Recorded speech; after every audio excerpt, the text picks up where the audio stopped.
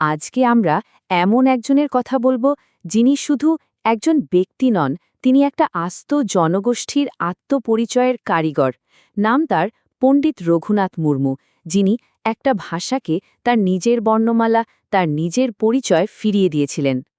আচ্ছা, একবার শুধু ভাবুন তো, যে ভাষায় আমরা ভাবি, যে ভাষায় স্বপ্ন দেখি, সেই ভাষার যদি নিজের কোনো অক্ষরই না থাকে, নিজের মনের কথা লিখতে গেলে যদি অন্য ভাষার অক্ষর ধার করতে হয়।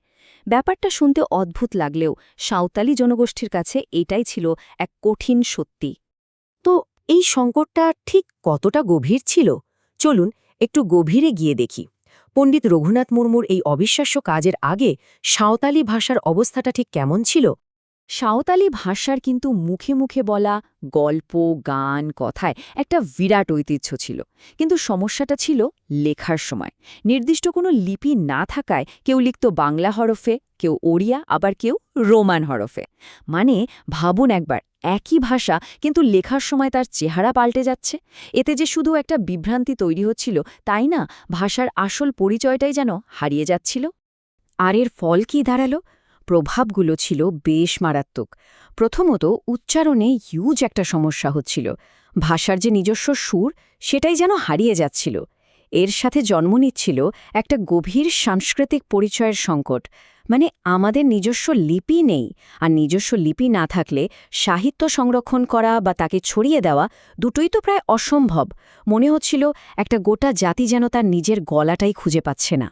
এই রকম একটা অন্ধকারের মধ্যেই কিন্তু এক নতুন ভোরের স্বপ্ন দেখেছিলেন এক তরুণ, আর তিনি হলেন আমাদের আজকের গল্পের নায়ক রঘুনাথ মুর্মু।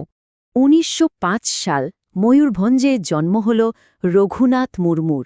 আর মোটামুটি ১৯১২ সাল থেকে যখন তার স্কুলে যাওয়া শুরু হল, তখন থেকেই তার মনে একটা প্রশ্ন ঘুরপাক খেতে শুরু করে। এই সময়টাই আসলে তার ভবিষ্যতের ভিতটা গড়ে দিয়েছিল, কারণ এখানেই তিনি প্রথম ভাষার দেওয়ালের সঙ্গে ধাক্কা খেলেন।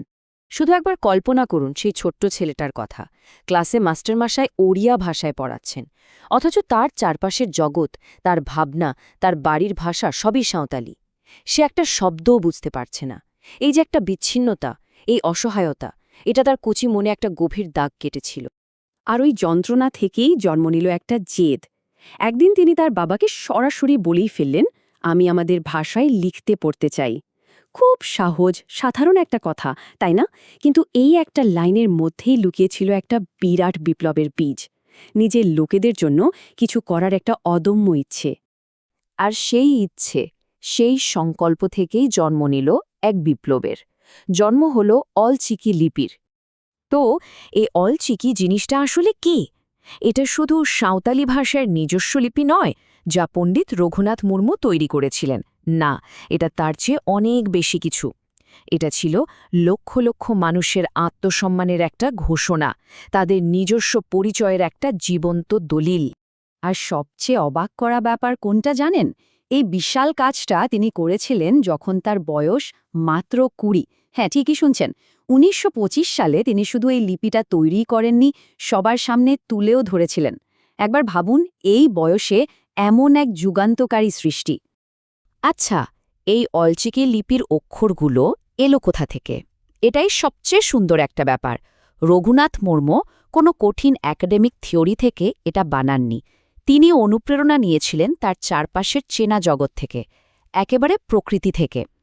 প্রত্যেকটা অক্ষরের ডিজাইনের মধ্যে যেন মাটি, গাছপালা, নদীর ছোঁয়া লুকিয়ে আছে। অলচিকি বর্ণমালার মূল বিষয়গুলো যদি এক ঝলকে দেখি, তাহলে কি দাঁড়ায় দেখুন। এর স্রষ্টা স্বয়ং পণ্ডিত রঘুনাথ মুর্মু। সালটা ছিল সেই ১৯২৫। আর অক্ষরগুলোর আকারের প্রেরণা, যেমনটা বলছিলাম, প্রকৃতি আর আমাদের চারপাশের জগৎ। কিন্তু সবচেয়ে জরুরি বিষয়টা হলো এর উদ্দেশ্য। এর উদ্দেশ্য ছিল সাঁওতালি ভাষার প্রত্যেকটা ধ্বনিকে একদম নিখুঁতভাবে কাগজে ফুটিয়ে তোলা, যাতে উচ্চারণে আর বিন্দুমাত্র কোনো ভুল না থাকে। কিন্তু রঘুনাথ মুর্মুর অবদান কি শুধু একটা লিপি তৈরি করার মধ্যেই থেমেছিল? একদমই না। তিনি একটা বিশাল উত্তরাধিকার রেখে গেছেন, আর সেই কারণে সাঁওতালি সমাজ তাকে ভালোবেসে গুরু গোমকে বলে ডাকে। এর মানে হল মহান শিক্ষক, কারণ তিনি শুধু পথ তৈরি করেননি, সেই পথে কিভাবে হাঁটতে হয় সেটাও শিখিয়েছেন। তিনি যে শুধু একজন ভাষাবিদ ছিলেন তা কিন্তু নয়, তিনি ছিলেন একজন অসাধারণ সৃষ্টিশীল লেখক। নিজের তৈরি করা লিপিতেই তিনি প্রাণ ঢেলেছেন। নাটক, গান, বই সব মিলিয়ে তার সৃষ্টির সংখ্যা কত জানেন? 150রও বেশি।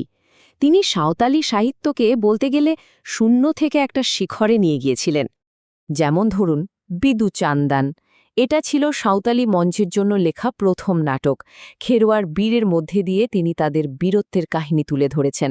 আর হিতাল, এটা তো শুধু একটা বই নয়, এটাকে সাঁওতালি জীবন দর্শন আর সংস্কৃতির একটা পবিত্র কোষ গ্রন্থ বলা যেতে পারে। তার এই অবিশ্বাস্য কাজের স্বীকৃতিও তিনি পেয়েছেন। মানুষ ভালোবেসে তাকে কত নামে ডেকেছে। গুরু গোমকে, মানে মহান শিক্ষক; অল গুরু, অর্থাৎ লিপির গুরু; আর অলচিকি জনমদাতা, যার সহজ অর্থ অলচিকি লিপির জন্মদাতা। প্রত্যেকটা উপাধির মধ্যেই মিশে আছে মানুষের গভীর শ্রদ্ধা আর ভালোবাসা। আর তার এই লড়াই কিন্তু শুধু নিজের জনগোষ্ঠীর মধ্যে আটকে থাকেনি। ধীরে ধীরে এর গুরুত্ব সবখানে ছড়িয়ে পড়েছিল। ওড়িশা এবং পশ্চিমবঙ্গ সরকার তার কাজকে স্বীকৃতি দেয়।